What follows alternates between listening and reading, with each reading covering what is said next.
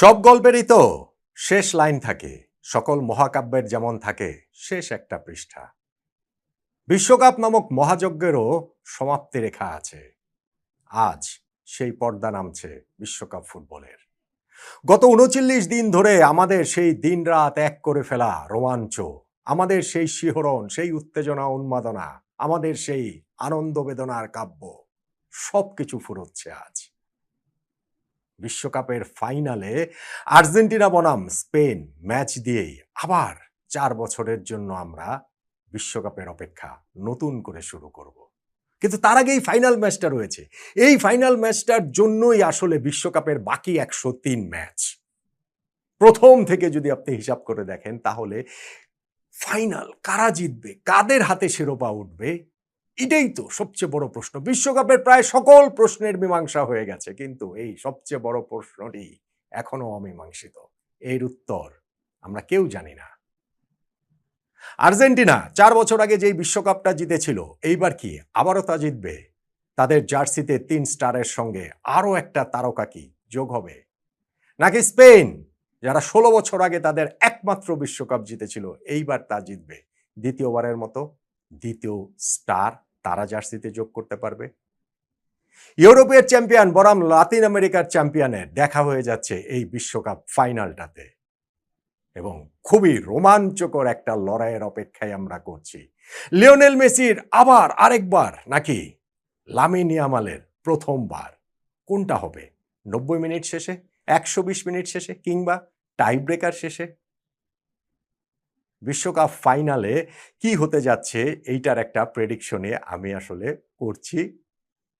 Prediction আমার খুবই আনন্দের একটা জায়গা। স্পোর্টসের ফান পার্টটা আমরা অনেকেই মিস করে ফেলি, এবং সেইটাকে আমি আসলে সবসময় উস্কে দিতে চাই দর্শকদের মধ্যে থেকে, যে আনন্দ, খেলাটার যে মূল যে নির্যাস, সেই আনন্দটা থেকে যেন আমরা বঞ্চিত না হই। এবং অবশ্যই আমি একদম শুরুতে একটা অনুরোধ সবাইকে একেবারে করজোরে, খুবই মিনতি ভরা কণ্ঠে করতে চাই। সেটা হচ্ছে কি, আজকের ফাইনালের রেজাল্ট যেটাই হোক না কেন, প্লিজ প্লিজ প্লিজ কেউ আমরা যেন আমাদের সেই আনন্দের আতিশয্যে কিংবা বেদনার্ত হয়ে এমন কোনো কিছু না করি যেটাতে আমাদের ক্ষতি হয়, আমাদের নিকটজনের ক্ষতি হয়, আমাদের পাশের জনের ক্ষতি হয়। হ্যাঁ, বাংলাদেশের বড় সাপোর্ট বেস এই আর্জেন্টিনা স্পেন খেলায় অবশ্যই আর্জেন্টিনার। আবার একই সঙ্গে বিদায় নিয়েছে যে ধরেন ব্রাজিল, ধরেন পর্তুগাল বা অন্যান্য দল, তাদেরও একটা সাপোর্ট বেস রয়েছেন যারা অপেক্ষায় আছেন আর্জেন্টিনার পরাজয়ের, ঠিক যেমন আর্জেন্টিনার সমর্থকরা অপেক্ষায় আছেন আর্জেন্টিনার বিজয়ের। যদি আর্জেন্টিনা জেতে কিংবা যদি আর্জেন্টিনা হারে, আমরা যেন সহিংস না হই, আমরা যেন উচ্ছৃঙ্খল না হই। আমি একেবারে মানে করজোরে আপনাদের কাছে প্রার্থনা করছি। আমার এত খারাপ লেগেছে যে আমাদের ক্রীড়া প্রতিমন্ত্রী সংসদে আমিনুল হক তিনি বলেছেন যে এটাও আরো বেশ কিছুদিন আগের ঘটনা, যে বিশ্বকাপ ঘিরে সহিংসতায় নাকি ১০ জন মানুষ মারা গিয়েছে, ১০টা প্রাণ জ্বলে গিয়েছে। এটা সম্ভব? এটা হয়? সো আমরা ওই জায়গাটা থেকে সবাই সংযত থাকি, আমরা আনন্দ করব, আমরা উদযাপন করব, আমরা উল্লাস করব, আমরা উৎসব করব। আবার একই সঙ্গে আমাদের যদি প্রিয় দল হেরে যায়, আমরা ভীষণ রকম মুষড়ে পড়বো, ভীষণ রকম বেদনার্ত হব, আমাদের মনে হবে যেন আমরাই হেরে গিয়েছি। কিন্তু শেষ পর্যন্ত গিয়ে আমাদের মনুষ্যত্ব, আমাদের মানবিকতা, এইটা যেন আমাদের না হেরে যায়, এই অনুরোধটা আমি সবার কাছে করছি। Please please please. এবার আসেন প্রেডিকশনে। মানে আমি হচ্ছে গিয়ে আমি বলছিলাম যে এটা একটা ফান পার্ট। আমি সবসময় মজা করি, সকল টুর্নামেন্ট নিয়ে এইটা করি। ভাই, এটা যে মিলতেই হবে এমন কোনো কথা নাই। মিললেই কি, না মিললেই কি, আমার কথা শুনে কি হয় নাকি? ধরেন ফ্রান্সকে আমি ফেভারিট র্যাঙ্কিংয়ে সবসময় আমি ১ নম্বরে রেখেছি। তো তারা তো সেমিফাইনালে বাদ হয়ে গেছে। তারা তৃতীয় স্থান নির্ধারণী ম্যাচেও হেরে গেছে। তো হয়েছেটা কি? কিছু কি হয়েছে? হয় নাই।